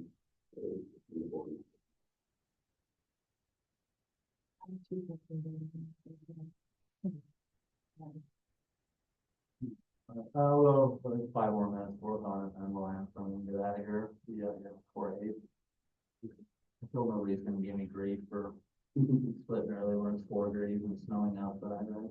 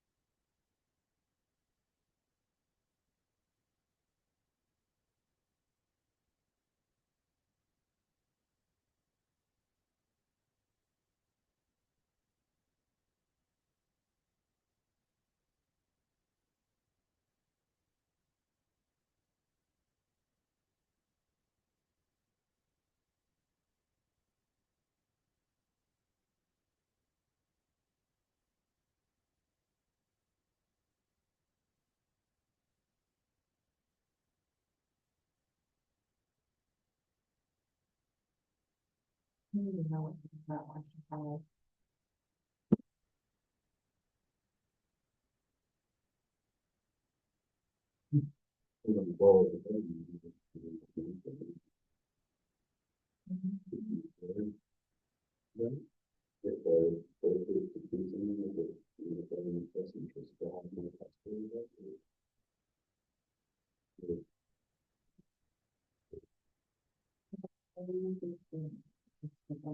Yeah.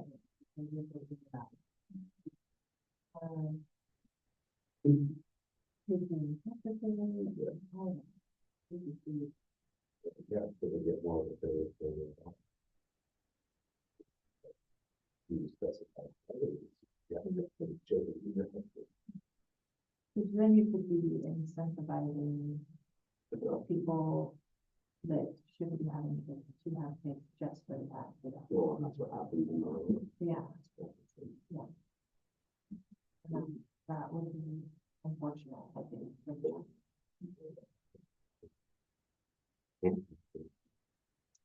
Incentivize the taxpayer by adopting. I wonder if adoption is.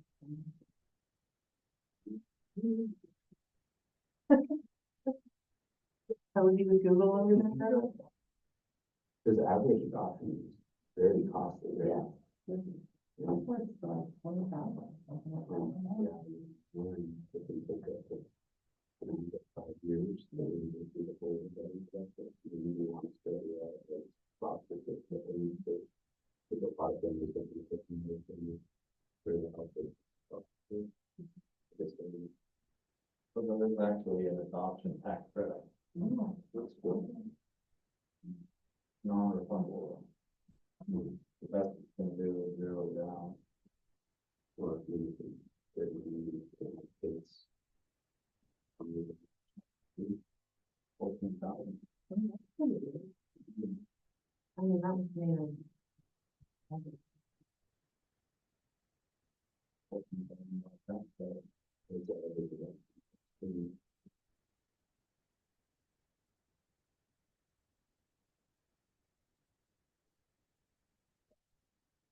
And out too. 20 to 45,000, And how much is it? 20 to 45,000.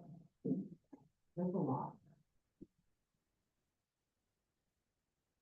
You can check your tax credit for adopting as far out as 5 years. So like if you only owe $1,800 in taxes and you adopted a kid that year, it'll zero you out that year, but you have, still have about 12,000 in the next year. That's kind of insane. I mean, if you played it right, you can essentially get it all, right? Yeah. I mean, that would take you, I mean, if you got the lower end of the adoption, that would take you over half of what we paid this year. Yeah. And that's relatively new, that just came out in 2023. Yeah. Adoption tax credit. No such thing. All right, we can go through this, be interested in it here. All right, so what do we got for sources of income? They pay, Okay, the broker, the salary. So we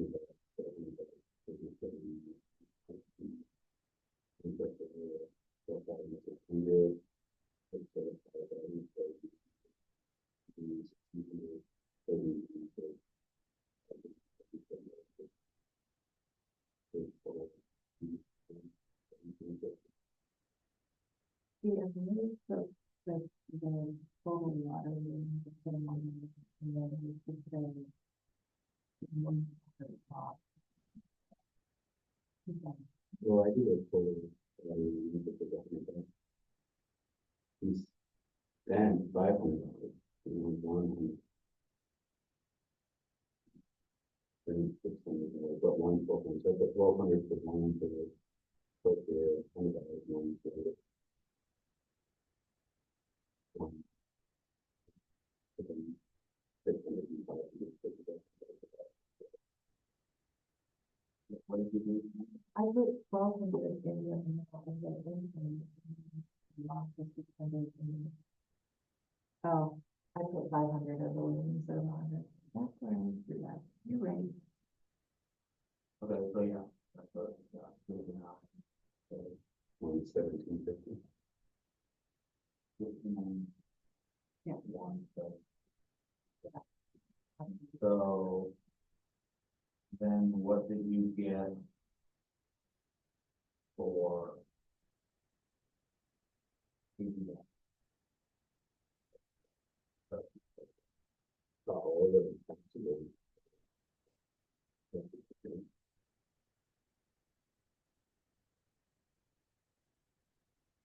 Yeah, the answer to, and then these are, honestly, they're all addressed on that. It is saying that everything taxable, the API is 45,046, so. I think that's.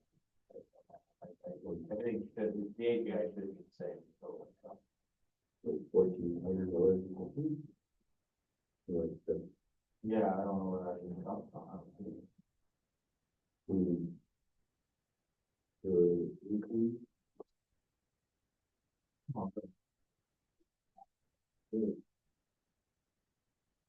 Yeah, I think they're on this. I really just find them all the time. Okay, so what do you get for tax credit and or deduction? For deductions, I got 7,826 in mileage. Interest on the student loan, and then the book of the.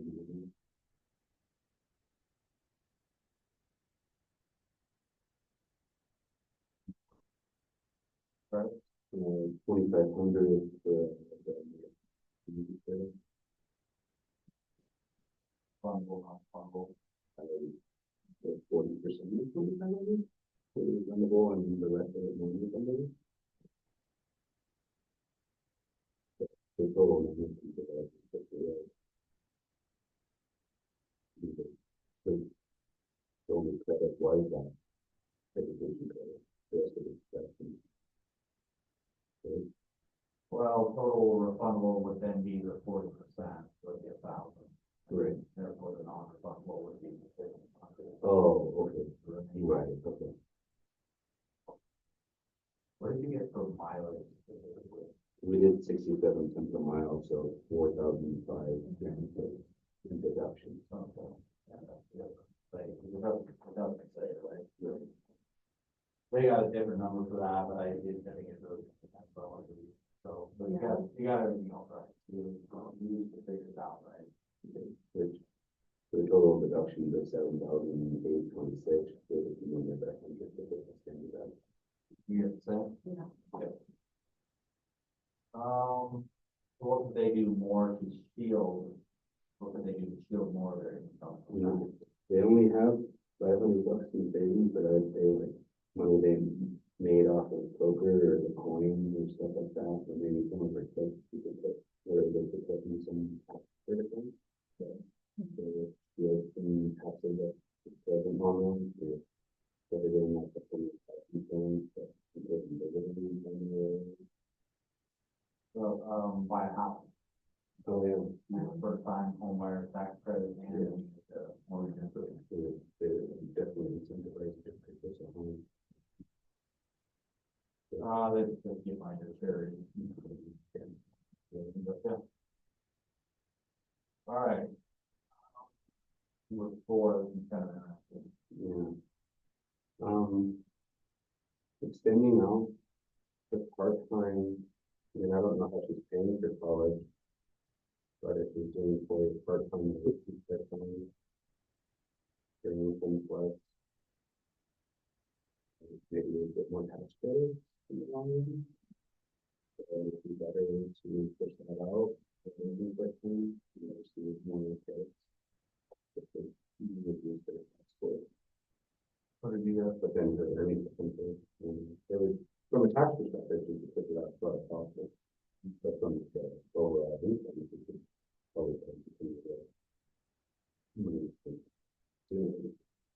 But then she tax money. Yeah, well, I think if she was working full-time, that would have been a different tax bracket, which would mean then you have to pay more taxes, but it also could provide more money to invest, can help them lower the tax bill. More to say. Yeah. Yeah, I mean, those are actually really good. It depends on the goal, Yeah, but the question was, what's the influence on the tax? Yeah, and so they kind of nailed it. So the learning, the lifetime learning credit, there's unlimited number of years you can use that. So, you know, and you can do it, you get it part-time or higher. So, yeah, so just for tax purposes only, it would benefit her too. To go for your part-time, but yeah, there's lots to play, like you say, and 2 years, like 2 years of working income, then she makes, 78,000 a year. It's a plus of a lot more than what she's doing different. But just purely taxes, yeah, that's what she said. But she could still work her degree, without a master's, like she could still find employment in her degree area. Depending on the degree, it may, Part-time now.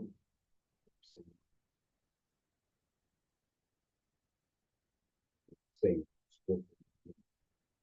well, I mean, it would depend on what degree she's seeking, it would be possibly difficult to get. Well, and then also like, if she's student loans to pay for that.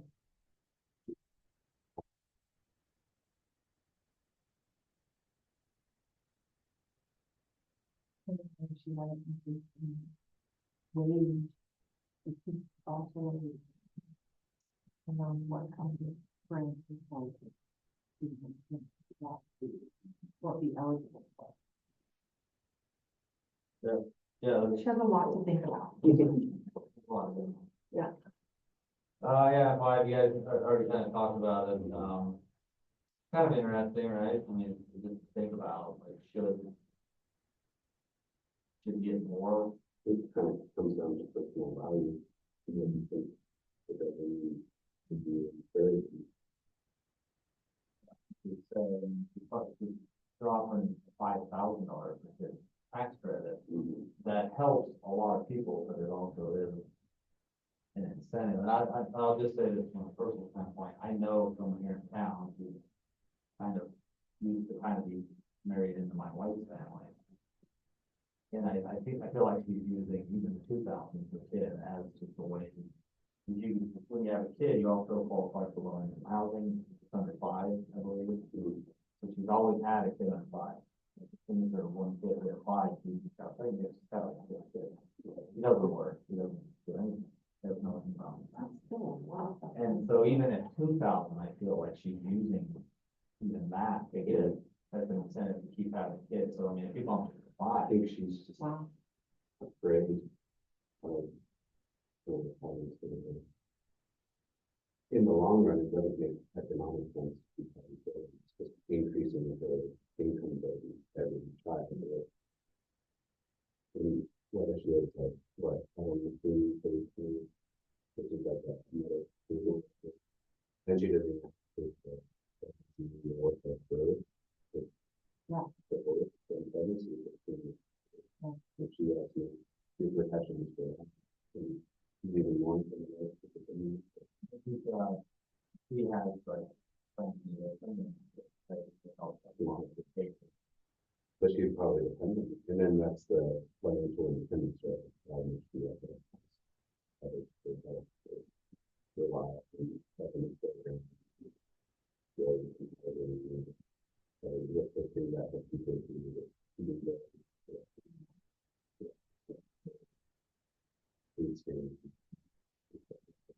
You're just being dependent on, you know, I think it's more of a comfort thing for the. Yeah.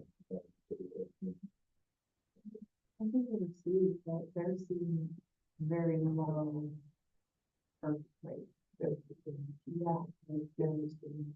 Yeah, so they're anticipating not being able to, and then the point when there's no money take care of it.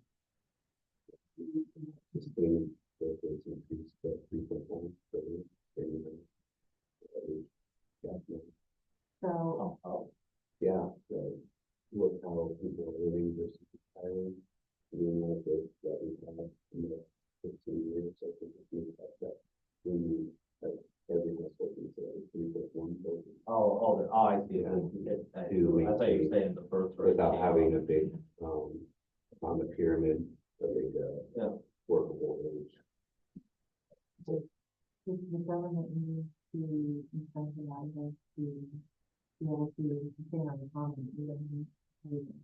Well, I think in the state specifically, if you do that 3.1 for housing, that directly correlates with your immigration policies and all the people that are immigrating to the country. You know, in different ways, in different countries, not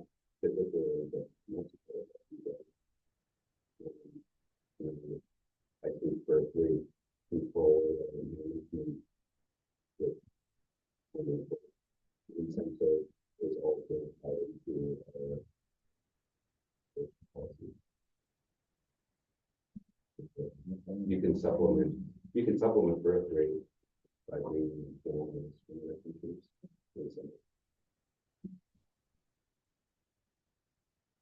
Importing birth rate is definitely. Yeah. Yeah, I mean.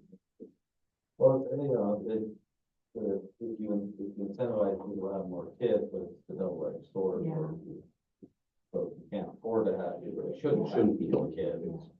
How do Then you- that just creates an opportunity, right? Well, and then it's drinking, yeah, other other, our taxes could be going to other things, but instead within this, I think it really is.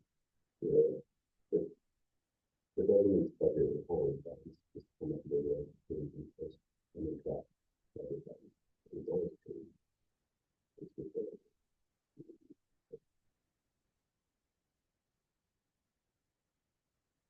Yeah.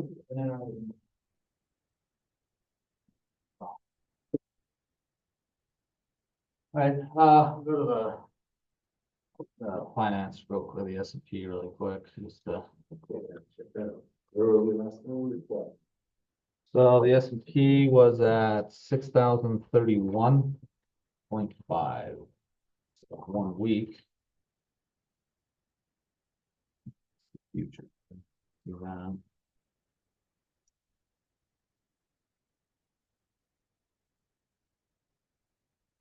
Let's see future, I want to see how it ended. I know it ended up, like, I mean, it was good.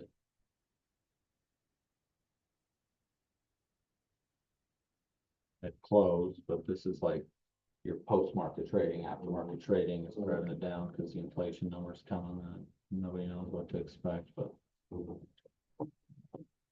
We have closed.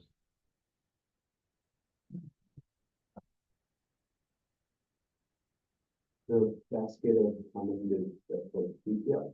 CPI, Consumer Price Index, yeah. But it wasn't there like a year delay before we figured that out? It was last- A year delay. Or something like. Someone was saying that we didn't know how much inflation we really had to. Because of it.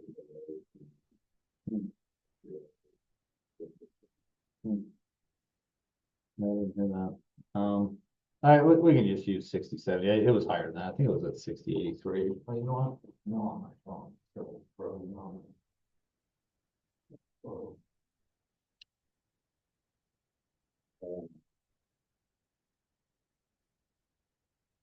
Closed at 6066 range because it's higher now and it's showing that it's red, but it's all right. We'll go with what I got because that's what I started with. So 6066.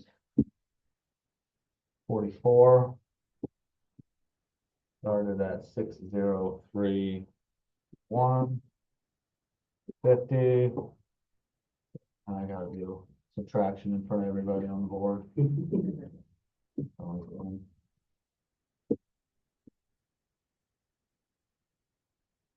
3494, then you take the 3494 divided by initial value. You're talking 0.5% there, but it's up in a week. Yep. Cool. Yep, it is. Better than down. Up is better than down. You see gold. Yeah, what's going on with that? Anybody know why? Yeah, I feel it. I really don't. My father-in-law, he trades in silver and gold. He says there's apparently gonna be a big, precious metal crunch. Late March, early April, based on demand, meaning like the demand is still. Waste outstripping the supply. Yeah, like the demand for all these electronics and. Okay. But the supply isn't there, so he's expecting a major upswing, and maybe he's right, I don't know, but what I look at is the last year, because what's funny is it was this class, spring 2024, about this time, we were talking about it and I was like, what was it? About 2,000. We were talking about investing and I was like, one thing about, one thing you probably want to stay away from for the short term is gold. It's like gold does, is gold plateaus for a decade and then it pops like 50%, right? You know, like, cause that's, historically, that's what it did. You know, prior to recently, look at this. So, I mean, for 5 years, it was up and down. and then in the last year, it Yeah. skyrocketed. I'm not kidding you. It was like 2 days later after I said that. It popped. It started going up. So by the end of the semester, like, up there, you know, they're just making fun of me because like every day it's up. Like, it was just hilarious because like it didn't do anything. Look at this. You got like a Yeah. 4-year period where it's up It's all just kind of around. 4 or 5% either way, nothing's happening. And then like out of the blue, you know, it was like, yeah, I it was wonder like why. late January, early February.